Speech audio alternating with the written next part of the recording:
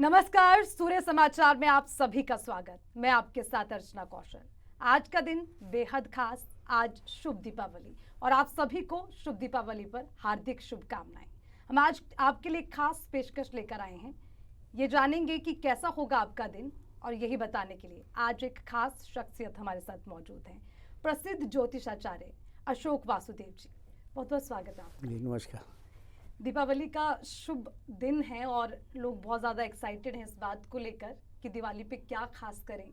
खासकर विधि विधान को लेकर लोगों के मन में तरह तरह के विचार होते हैं, और आपका काम, आपका नाम सब जानते हैं। इसलिए शुरुआत इसी के साथ सबसे पहले कि शुभ दीपावली के लिए कैसे शुरुआत की जाए, विधि विधान क्या हो, कैसे रह सकता है खास, फिर बात करेंगे राशियों पर। मैं इस बारे में बहुत बार चर्चा कर चुका हूँ कि जो भी हमारे त्यौहार आते हैं वर्ष में, जैसे दीपावली है, ये कुछ एक क्रियाओं के लिए जाना माना जाता है जो हम पूजते हैं।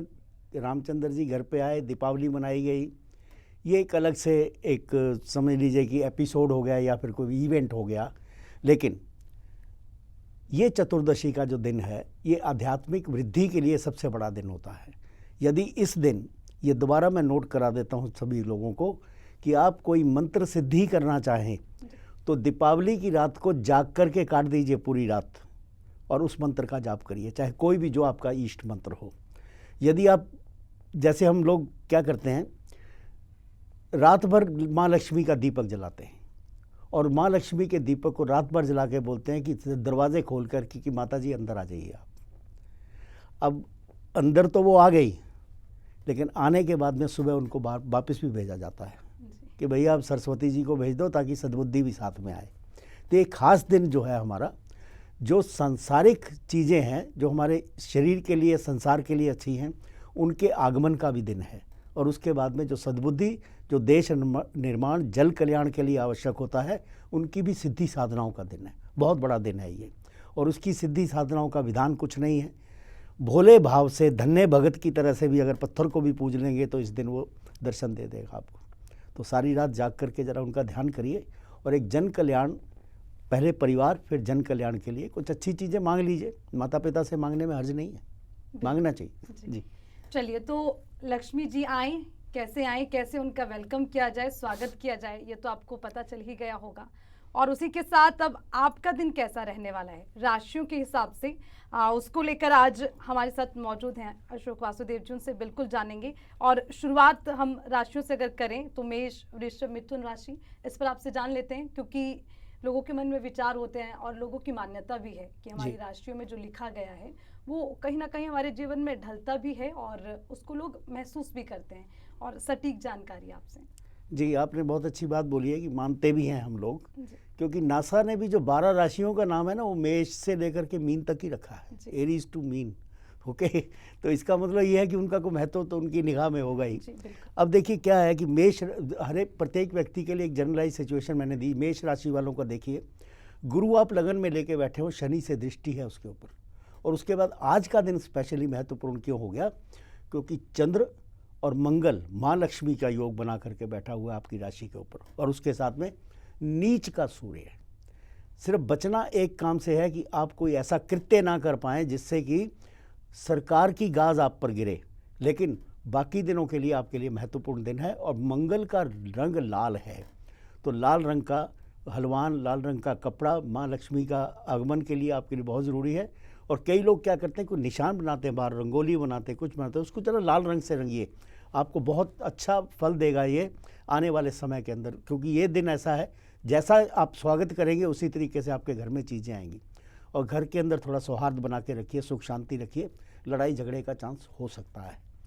वृषभ राशि वाले देखें तो आपके छठे भाव में ये योग बना, और मेष राशि जो है वो आपके कहाँ गई, 12वें भाव में। विदेश से ताल्लुक़ रखता हुआ कोई कार्य अगर आप करना चाहते हैं या किसी बीमारी से निजात पाना चाहते हैं तो इसका दिन बहुत अच्छा है। इसके दिन आपको क्या करना है, शुक्र का दिन है। शुक्रवार वाले दिन हम क्या करते हैं कि खीर बना करके किसी गरीब आदमी को दान करते हैं। तो आज दीपावली का दिन है, खीर बनाइए, कुछ गरीब लोगों को दान दक्षिणा करिए उनका, और अपने माता पिता का आशीर्वाद सुबह उठ करके सबसे पहले लीजिए। लेना तो रोज़ चाहिए, लेकिन सूर्य और चंद्र दोनों एक राशि में होकर के साथ में मंगल के साथ बैठा हुआ है, कहीं ना कहीं उनके प्रति आपके मन में दुर्भावना पैदा करता है। ऐसी भावना पैदा करता है कि जैसे आम तौर पर आजकल बच्चे बोल देते हैं कि भाई हमारे माता पिता ने हमारे लिए क्या किया, नॉर्मल जनरल चीज़ है, लेकिन ऐसा नहीं है कि वो करते नहीं। लेकिन आज का दिन ज़रा उनसे क्षमा याचना करिए और उनका आशीर्वाद प्राप्त करके तब आप दिन का शुरू करिए। आज का रंग आपके लिए बहुत बढ़िया रंग क्या है, रंग बिरंगा रंग, 10-12 रंग मिलाकर के ज़रा रंगोली लगाइए और जो लेकर के आएंगे आप मोमबत्ती वगैरह कुछ भी, तो उसको रंग बिरंगी मोमबत्तियाँ लेकर के आइए, देखिए आपको अच्छा फल मिलेगा। अब बुध जो मिथुन राशि है, इसका स्वामी बुध होता है। बुध इंटेलिजेंस का कारक है और बुध कहाँ बैठा है, मंगल की राशि में बैठा हुआ है। मंगल और बुध जब आपस में कॉम्बिनेशन करते हैं तो एक स्कैंडल पैदा करते हैं, किसी के प्रति पैदा करते हैं या आपके प्रति भी स्कैंडल ऐसे पैदा हो सकते हैं। लेकिन त्यौहार का दिन है, छुट्टी का दिन है, तो बिजनेस व्यापार तो चलेगा नहीं। लेकिन पूजा में आप क्या करें, अपना प्रतिद्वंद्वी जो आप जिसको मानते हैं कि आपका बिजनेस कॉम्पिटिटर है, या फिर मैं दूसरे तरीके से ये लूँगा कि मान लीजिए आप कॉम्पिटिटिव एग्ज़ाम दे रहे हैं, तो आपके प्रतिद्वंद्वी कौन है जो आपके साथ कॉम्पिटिटिव एग्ज़ाम दे रहे हैं। तो आज का दिन एक काम करिए, एक एक्सपेरिमेंट करिए, अपनी किताब खोलिए, अपनी कॉम्पिटिटिव एग्ज़ाम की किताब खोलिए और ज़रा उसमें देखिए कौन से सवाल आपको एग्ज़ाम में आ सकते हैं। भगवान का नाम लेके एक पन्ना खोल लीजिए ज़रा, मैं आपको आश्वासन देता हूँ कुछ ना कुछ आपको अवश्य मिलेगा। या इस दिन कुछ पढ़ लीजिए, कुछ एजुकेशन ग्रहण कर लीजिए, कुछ किताबों से, जैसे बोलते हैं कि रट्टा नहीं मारना, सिर्फ जस्ट गो थ्रू इट, एक पढ़ लीजिए, तो मुझे लगता है कि इससे भी आपको फ़ायदा होगा। आपका आज का रंग हरा है, ग्रीन कलर है आज आपका, तो मैं माता का स्वागत तो लाल रंग के हलवान से ही करना है, लाल रंग के कपड़े से करना है, लेकिन हरा रंग थोड़ा बीच में डाल देंगे तो आपके लिए बहुत बेहतर रहेगा जी। तो बिल्कुल, कौन कौन सी राशियां जिनकी हम लगातार बात करने वाले हैं, मेष, वृषभ और उसी के साथ मिथुन राशि, कौन से रंग आपको पहनने हैं, उस दिन क्या आपको करना है। और देखिए ध्यान से इन बातों को सुनिएगा, क्योंकि बहुत ही, मैंने पहले भी कहा है कि लोगों ने इन पर विश्वास किया है और वो विश्वास इन्होंने बरकरार रखा भी है। आगे बढ़ते हुए बात करते हैं कर्क, सिंह और कन्या राशि की। लेकिन एक खास बात जो ज्योतिष आचार्य जी से ही हमने जानी है कि हमारा जो भारत देश है, जब वो आज़ाद हुआ था, उस हिसाब से हमारे भारत देश की राशि भी कर्क है जी। आपसे ज्ञान की बात मिली, शायद बहुत लोगों को इसका ज्ञान हो ना हो, जी।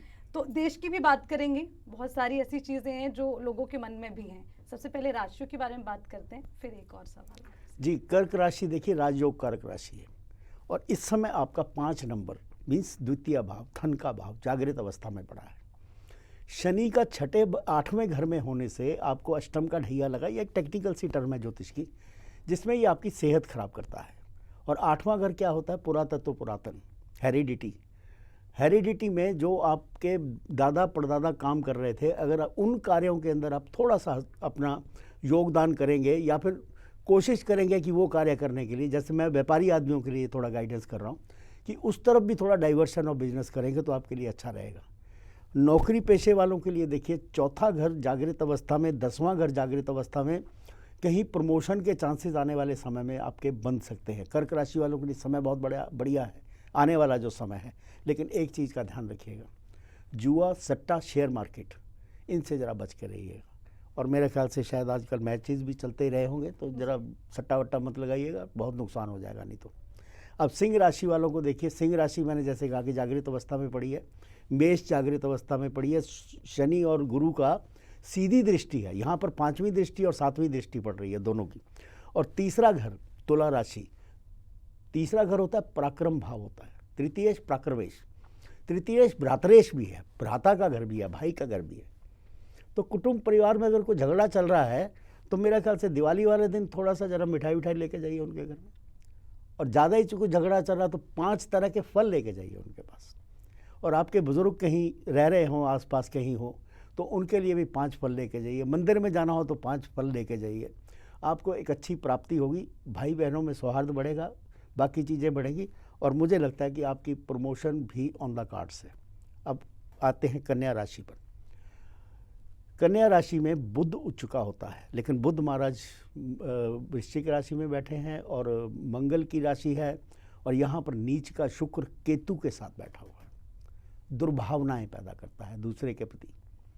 कहते हैं कि जब कभी व्यक्ति किसी के प्रति दुर्भावना रखता है, उसको कष्ट देता है, उसको बड़ी उल्टी सी भाषा में बोलता हूँ, या उसको क्रिटिसाइज़ करता है या उसकी बेइज्जती करता है लोगों के अंदर जा कर के, तो कुछ नहीं होता, आपका अपना ही नुकसान होता है। तो कन्या राशि वालों को बहुत ध्यानपूर्वक ये देखना है कि जब आप किसी को गाली देते हैं, किसी को उल्टा बोलते हैं, तो आप उनके पापों को हर रहे हैं, उनके पाप कम हो रहे हैं और आपके पाप ज़्यादा हो रहे हैं। तो इन दिनों में, आज दीपावली के दिन भैरव बाबा का पूजन करिए, माँ लक्ष्मी के साथ में भी, और भैरव जी का पूजन करने के लिए सबसे अच्छा दिन लोग जाते हैं भैरव जी का जब मंदिर होते हैं तो उसमें जा कर के शराब चढ़ाते हैं, बाकी चीज़ें चढ़ाते हैं। तो मैं तो एक सनातनी ब्राह्मण आदमी हूँ, तो मैं ये कहूँगा कि खीर चढ़ाइए, दूध चढ़ाइए, और एक दूध की थैली लेके किसी गरीब आदमी को दीजिए, या फिर जो आपके आसपास कोई डॉग कैनल हो, कुत्तों का कोई ऐसा वो हो, तो उनको जा कर के दीजिए। भैरव जी का वाहन है ये कुत्ता, ओके। कुत्ते को आप देखेंगे बहुत वफादार जानवर है ये, तो वफादारी आपके लिए अति आवश्यक है जी। अब थोड़ा सा हमारे देश में तरह तरह की चीज़ें हो रही हैं भौगोलिक स्थिति को लेकर अगर हम बात करें, क्योंकि देखिए सवाल तो मेरे पास बहुत सारे हैं, क्योंकि मैं जानती हूँ कि वहाँ से उसके मेरे को सटीक जवाब भी मिलेंगे। लेकिन फिलहाल हमने पिछले दिनों में बहुत कुछ देखा, त्रासदी देखी है, आपदा देखी, बहुत बुरा मंजर रहा, लोगों की रूह कांप गई, इस तरह की तस्वीरें। ये इस तरह का बदलाव प्रकृति में कैसे, किस तरह से इसको देखें? देखिए, अगर मैं मैथमेटिक्स की बात करूं भी, जो हमारा जो 2 into 2 4 जो है मैथमेटिक्स है, वेदों का छठा अंग है ज्योतिष। ज्योतिष मीन्स मैथमेटिक्स।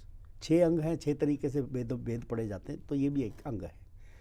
400 वर्ष के पश्चात हमारा जो सदर्न और नदर्न हेमिस्फीयर हैं, 2 एक्सिस हैं, जिसको राहु केतु हम मानते हैं, वो 0.0000 समथिंग 0.1 डिग्री जो है वो टिल्ट करता है 400 साल में, तो ग्लोबल वार्मिंग होती है। मतलब मौसम बदलता है, पहाड़ की जगह पर समुद्र बन जाएगा, समुद्र की जगह पहाड़ बन जाएगा, ये इस तरह की स्थितियाँ आती हैं, और वही ग्लोबल वार्मिंग में हो रहा है। दूसरी बात ये है कि हम इस कमरे में 5 लोग बैठे हैं जी। अगर पांचों की मानसिकताएं नहीं मिलेंगी, पांचों एक दूसरे को काटने को दौड़ेंगे, मारने को दौड़ेंगे, तो क्या होगा कि यहाँ का ऑरा खराब हो जाएगा। यही स्थितियाँ आज बन रही हैं, देश में भी बन रही हैं, और सिर्फ देश में नहीं, पूरे विश्व के अंदर इस तरह की स्थितियाँ हैं। इससे पहले हम इतनी बड़ी त्रासदी भोग के बैठे हैं कोरोना की, ओके, और उसके बाद में ये मारकाट लगी हुई, चाहे वो विश्व में आपका रशिया हो, इस समय आपका इजराइल के अंदर गल्फ में वो हो रहा है, और उसके बाद देखिए बाकी देशों के अंदर भी अंतर मन में, चाहे कोई भी कॉन्टिनेंट वर्ल्ड का ले लो, तो थोड़ा कैओटिक सिचुएशन बनी हुई है वहाँ पर। और मैं बड़ी बार इसको बोलता हूँ कि भारत की जो राशि है 15 अगस्त 1947 की, वो कर्क है, लेकिन हमारी वैदिक राशि जो है 15 अगस्त 1947 को हमारा देश आज़ाद नहीं हुआ था, वो इवेंट है। देश तो यहीं का यहीं खड़ा है, 36,000 साल से भारत यहीं है, कहीं नहीं गया है, तो वहीं का जन्मा हुआ है। तो वहाँ पर मकर राशि आती है, महर्षि वराहमिहिर ने उसको मकर दिया है। दोनों के हिसाब से मैं देखूं तो भारत एक सुपर पावर बनने की ओर को अग्रसर हो रहा है, हुआ नहीं है अभी समय है। ये समय 2020 के आसपास शुरू हुआ है, जो लगभग समझिए कि 2035 के आसपास, आने वाले 15 वर्षों में।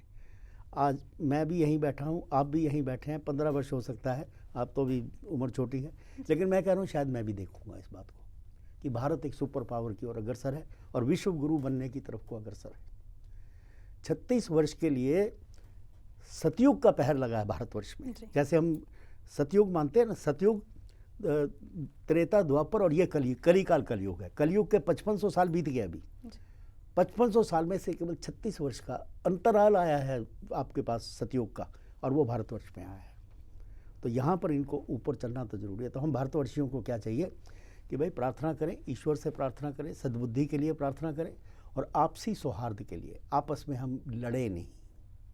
एक बहुत बड़ा आपको किसी थिंकर की बात सुना देता हूँ कि भारत कभी हारा नहीं है जी। हम हारे किस चीज़ से? हम आपस की लड़ाई से हारे हैं। छोटे छोटे राज्य थे, आपस में लड़ते भिड़ते रहते थे, दूसरा आया, दोनों को मारा और चला गया। तो ये वाली स्थिति आज हमको इकट्ठी करनी पड़ेगी भारतवर्ष में। ये मेरी ज्योतिष की तरफ से हमारे नेताओं को, हमारे कर्णधारों को, उन सबको एक संदेश, इकट्ठा करिए लोगों को। राजा करेगा, प्रजा नहीं होगी इकट्ठी। यथा प्रजा तथा राजा, जैसी प्रजा होती वैसा राजा मिलता है। आज हमारी प्रजा इतना पाठ पूजा कर रही है, कोई भी धर्म का आदमी हो, सब बहुत ज़्यादा आध्यात्मिक लोग हैं, तो भारतवर्ष का भविष्य इसमें उदय ही होगा जी। चलिए, तो ये तो आज शुभ दिन पे आपने बहुत अच्छी खुशखबरी हमारे दर्शकों के लिए भी दी है, खास तौर पर कि सबसे बड़ा संदेश यही कि एकता, जहाँ पर एकता नहीं है वहाँ पर कुछ भी संभव नहीं। इसको इस तरह से भी हम समझ सकते हैं। चलिए, राशियों की भी बात करते हैं और धीरे धीरे ये भी जानेंगे कि अब आगे जो कई तरह के हमारे मन में सवाल हैं, संशय हैं, उस पर भी चर्चा करेंगे। लेकिन आगे बढ़ते हुए अब तुला, वृश्चिक, धनु राशि की बात कर लेते हैं, क्योंकि वो लोग भी इंतजार कर रहे होंगे कि आज हमारा दिन कैसा रहने वाला है।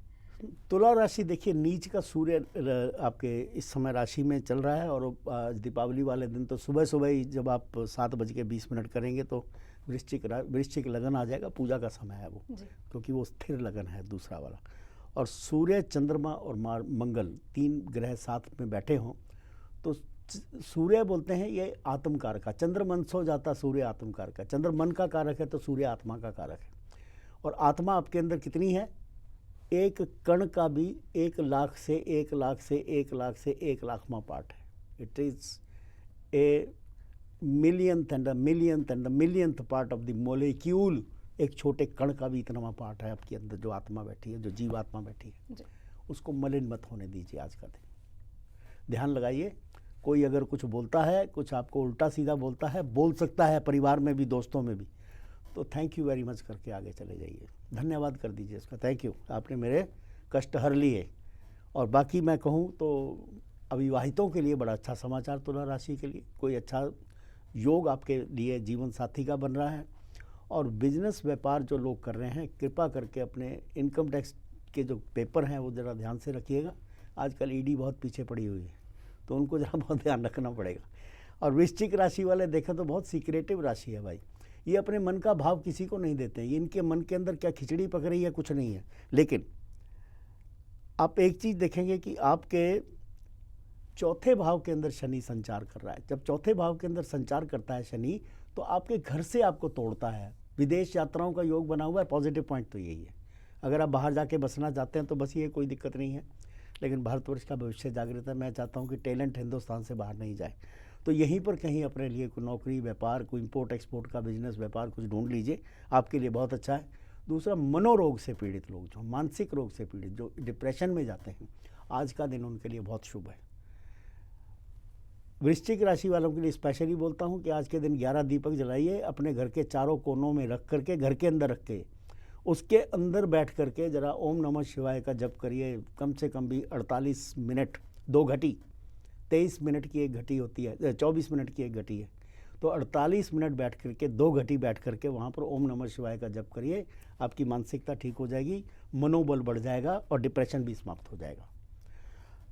धनु राशि वाले, बहुत कष्ट भोग लिया आपने भाई, लगभग समझिए 2.5 वर्ष तो बहुत ज़्यादा है। अगर आप 2.5 वर्ष में प्रॉस्पर कर गए हैं तो आज के बाद फिर 6 महीने गिन लीजिए कष्टकारक हैं। यदि 2.5 वर्ष आपने कष्ट भोगा है तो अब इस दीपावली के बाद में आपके दिन अच्छे आ गए हैं। एक बात का ध्यान रखिएगा, खाने पीने का, क्योंकि शनि महाराज जो हैं उनकी स्थिति अब आपके लिए तृतीय भाव में चली गई, भ्रातरेश भाव में चली गई, आपके राइट हैंड पे चली गई है। तो आपके शरीर में कहीं दाहिनी तरफ को दर्द होता हो या फिर आपके बहनों भाइयों से कोई झगड़ा, दंगा फसाद कर रहा हो, तो उसको ज़रा आज सुलटाने की कोशिश करें। क्या करना है आपको? धनु राशि वाले जो होते हैं, इसका आप धनु का जो सिंबल है उसको देखेंगे ना, नीचे उसके जानवर है और ऊपर तीर कमान लिया हुआ आदमी है।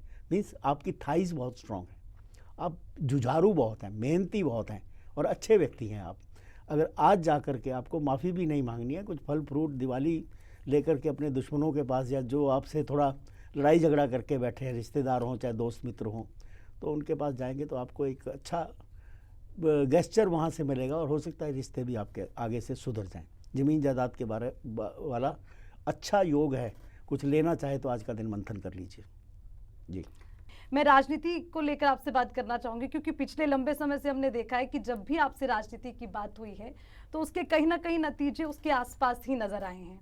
और अब क्योंकि चुनावी वर्ष है और लोग भी बहुत ज़्यादा एक्साइटेड है इस बात को लेकर कि इस बार भी जो राज है, मोदी राज रहेगा नहीं रहेगा, बदलाव आएगा नहीं आएगा, तो उस पर आपसे जानना चाहेंगे कि आप क्या देखते हैं इस बार चुनाव के बाद क्या रहने देखिए, वाला है? चुनाव जो है ना जी, मेरे जो ज्योतिष का विज्ञान है ये थोड़ा ब्रॉडर स्पेक्ट्रम में, बड़े स्पेक्ट्रम में देखता है।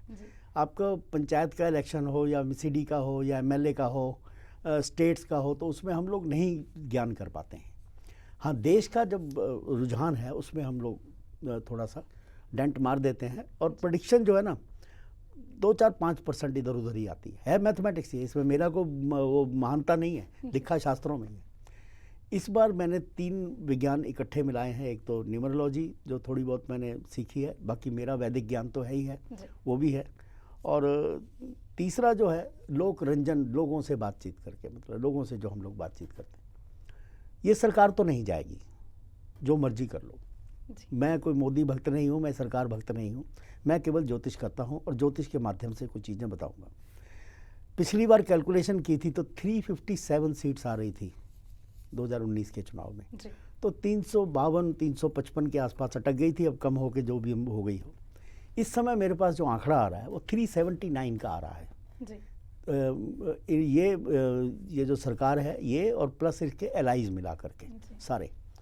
और एक चीज़ इसमें और ऐड कर दूंगा आपको, 2005 और 2010 की मेरी प्रेडिक्शन है, रिटर्न है, लिखी हुई है और बोली हुई है कि हिंदुस्तान का इंडियन पैनल कोड बदलेगा, सीआरपीसी बदलेगा जी। मेरा ख्याल से शायद इस दिसंबर में बदल ही रहा है। वो पूरे की पूरी कमेटी बन चुकी है, सब कुछ हो चुका है। इंडियन पैनल कोड और सीआरपीसी जो 1857 से पहले अंग्रेज़ों ने हमारा बनाया था क्रिमिनल पीसीटी, वो सारा बदल रहा है, चीज़ें बदल रही, तारीख पे तारीख वाला मामला खत्म हो गया, और 2 महीने 3 महीने लगेंगे। बहुत बड़ा बदलाव है भारतवर्ष में। और दूसरी बात, 2024 के चुनाव के बाद जी। मुझे लग रहा है कि भारत का जो संविधान है, बेसिक्स मैं नहीं बोल रहा हूँ, लेकिन भारत का संविधान भी बदलेगा आने वाले 24 के बाद में।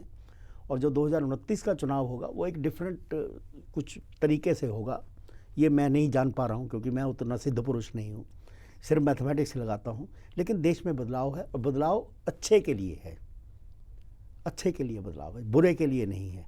और जितने भी लोग इस पिछले 70-75 वर्षों में जो पीछे रह गए, जैसे मैं अपनी स्टेट की बात करता हूँ, हिमाचल प्रदेश की बात कर रहा हूँ, वो उतनी तरक्की नहीं कर पाया जितनी बाकी स्टेट्स कर पाई। मुझे लगता है कि वहाँ भी लोगों को सद्बुद्धि मिलेगी, और हमारा जो पहाड़ है ये स्विट्ज़रलैंड की तरह से एक अच्छा टूरिस्ट हब बनेगा।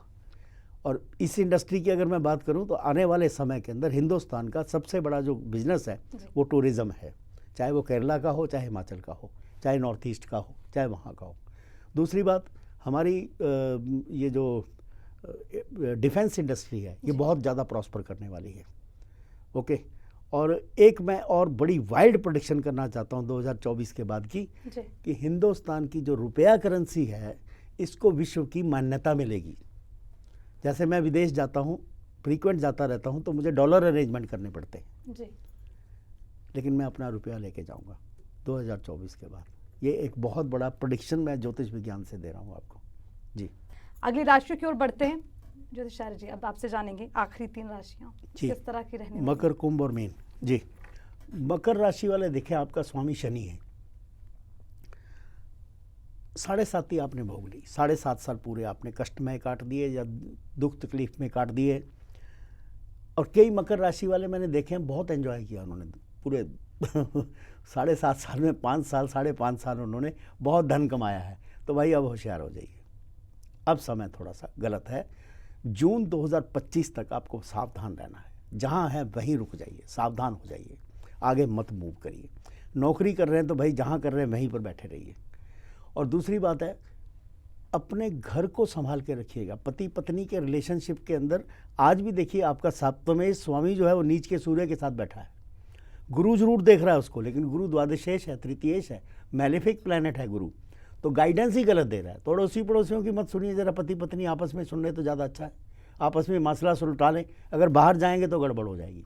यही हाल मैं व्यापारी आदमी को बोलता हूँ, पार्टनरशिप पे बिजनेस कर रहे हैं तो भाई बिलीव योर पार्टनर, विश्वास करिए उन पर, चोर नहीं है वो, ये मैं गारंटी देता हूँ आपको इस आज की कुंडली के हिसाब से जो दीपावली के दिन है। और इसके दिन के अंदर आपको करना क्या है कि दीपावली के दिन मैंने कहा कि लाल रंग बड़ा शुभ होता है, लेकिन आपका रंग क्या है? शनि महाराज का रंग काला होता है, लेकिन काला आप दीपावली पे नहीं कर सकते हैं। आप क्या कर सकते हैं, घर में काजल बनाइए जरा। हमारी पुराने दादी, हमारी माताजी बनाया करती थी, दिए रख के उसके ऊपर बर्तन रख देती थी तो काला काला हो जाता था, तो काजल बनता था। बोलते हैं कि अगर उस काजल को आप अपने माथे पे या कहीं पर भी बालों के बीच में लगाएंगे तो नज़र नहीं लगती है, अब लोगों की नज़र में नहीं आते। तो ये मकर राशि वालों के लिए अति आवश्यक है, जो मैं टोटका आपको आज के दिन का बता रहा हूँ। और पूजन किसका करना है आपको? शनि महाराज खुश होते हैं हनुमान जी से, और हनुमान जी जो हैं ये शिव के 11वें रुद्र हैं, शिव का ही पूजन है, आप समझ लीजिए। हंग हनुमंताय नमः, इसका जाप करेंगे तो मुझे लगता है कि आज का दिन आपको हनुमान जी की कृपा भी प्राप्त होगी। और कुंभ राशि वाले देखें, सबसे शुभ राशि है ये कुंभ। 2 घड़े हैं, शुभता के प्रतीक हैं दोनों, और आपके राशि के अंदर ही शनि महाराज संचार कर रहे हैं, जबकि शनि इनकी अपनी राशि भी है, लेकिन एक राशि 12वें भी है शनि की। कुंभ राशि वाले नॉर्मली लोग क्या करते हैं, ये अपने जो आपका संसार होता है ना, अपने बच्चे, पति, पत्नी, उनसे थोड़ा भाग करके दूर जाना चाहते हैं, लेकिन कहते हैं ना कि चैरिटी बिगिंस एट होम, घर में ही आपका सब संसार है, घर में ही सब कुछ है। तो आज का दिन अपना घर संभाल लीजिएगा, शनि जो कुंभ राशि वाले लोग हैं। और एक आपको शुभ समाचार दे दूं कि भाई अगर आपकी प्रॉपर्टीज़ कहीं पर फंसी हुई हैं, कुछ ज़मीन जायदाद फंसी हुई है, तो आज का दिन आपको कुछ क्लू मिल जाएगा, कोई व्यक्ति मिल जाएगा जो उसको सॉल्यूशन कर देगा। दूसरा, कुंभ राशि वाले आपके अगर अविवाहित लोग हैं तो भैया इंतज़ार कर लीजिए, कोई रिश्ता नाता आने वाले 1-2 महीने के अंदर आपके पास आ रहा है। और शादी का योग भी मार्च-अप्रैल 2024 से पहले का है। और आज का दिन जो पूजन है, जो मकर राशि वालों के लिए बताया कि हनुमान जी की सिद्धि कर लीजिए, साधना कर लीजिए, सिंपल सा मंत्र हंग हनुमंताय का जप कर लीजिए रात को बैठ करके, आपके लिए शुभ रहेगा। अब आती है आपकी मीन राशि। अभी मीन राशि के अंदर राहु ने संचार किया है, अभी बदला है 10 दिन पहले, और राहु केतु का एक्सेस आपकी राशि के ऊपर से जा रहा है समय। और दूसरा 7.5 साथ में, दोनों चीज़ें साथ चल रही हैं, एक 7.5 चल रही है, दूसरा ऊपर से राहु केतु का एक्सेस भी वहाँ आ गया। संभलने का समय है, थोड़ा सेहत का ध्यान रखिए। सबसे पहले तो हल्की सी तकलीफ होती है, डॉक्टर को कांटेक्ट करिए। शास्त्र में उपाय जो ज्योतिष के बताए हैं, मंत्र, मणि और औषधि। मंत्र का जाप करिए, मणि अपनी सबसे कीमती चीज़ का दान करिए। कीमती चीज़ क्या है आपकी? भोजन, जिसके बिना आप रह नहीं सकते, तो भोजन का दान करिए। और औषधि का सेवन करिए, डॉक्टर के पास जाइए, सलाह मशवरा लीजिए। केवल ज्योतिष के उपायों पर मत विश्वास करिए कि ये आपकी बीमारी को ठीक करेंगे, क्योंकि एक शास्त्र हमारा आयुर्वेद पे लिखा हुआ है। आपका शरीर खराब होता है तो आप किसी अच्छे वैद्य या डॉक्टर को कंसल्ट करिएगा। ज्योतिषाचार्य जी, आपकी बातें हमारे लिए बहुत मायने रखती हैं, और अब क्योंकि समय भी हमारे पास बहुत कम है, तो मैं चाहती हूँ कम शब्दों में एक अच्छा संदेश तमाम चीज़ों को लेकर। हालांकि हमने धीरे धीरे हर चीज़ को कवर कर लिया, चाहे वो पारिवारिक संबंध हो, आपके शरीर से जुड़ी चीज़ें हों, एनवायरनमेंट से जुड़ी चीज़ें हों, राजनीति से जुड़ी चीज़ें हों, लेकिन आप इन सब का एक समावेश आपके शब्दों के साथ करना चाहिए। बहुत मुश्किल काम है जी, ये बहुत मुश्किल काम है जो मैं बताने वाला हूँ। ठीक है, कृष्णा फिलॉसफी, कृष्णा योग, कृष्ण जी का संदेश क्या? केवल प्रेम, केवल प्रेम। हर पेड़ पौधे से, हर जानवर से, हर व्यक्ति से ये सोचिए कि इसके अंदर जो आत्मा है वो परमात्मा का अंश है। करके देखिए। प्रेम सबसे करें, और चाहे वो आपके माता पिता हैं, चाहे वो पेड़ पौधे हैं, आपके आसपास के जीव हैं, प्रेम आप किसी से भी कर सकते हैं। प्रेम की कोई परिभाषा नहीं है, प्रेम का कोई क्राइटेरिया नहीं है कि यहीं तक सीमित है। ये बहुत अच्छी बात है, और आज इस खास मौके पर मैंने तो बहुत सारी अच्छी चीज़ें सीखी हैं, समझी, और कोशिश करूँगी कि अपने जीवन में भी इनको ज़रूर लाने की कोशिश करूँगी। और आप लोगों के लिए हमारे इस खास कार्यक्रम के माध्यम से बहुत अच्छा संदेश, क्योंकि प्रसिद्ध ज्योतिषाचार्य आज हमारे साथ अशोक वासुदेव जी, और मौका मिलेगा दोबारा आपसे बातचीत करने का, और ज्ञान का भंडार तो आप हैं ही। लेकिन एक बार फिर से बहुत बहुत शुक्रिया आपका हमारे इस खास कार्यक्रम में आने के लिए। Thank you. तो आपका दिन शुभ हो। इस शुभ दीपावली पर ढेर सारी शुभकामनाएं आपको। स्वस्थ रखिए, और उसी के साथ इको फ्रेंडली दिवाली मनाइए, अपना खास ख्याल रखिए। और इसी के साथ मैं आपसे लेना चाहूँगी इजाज़त। हमारे इस खास पेशकश में फिलहाल के लिए इतना ही। देखते रहिए सूर्या समाचार। नमस्कार।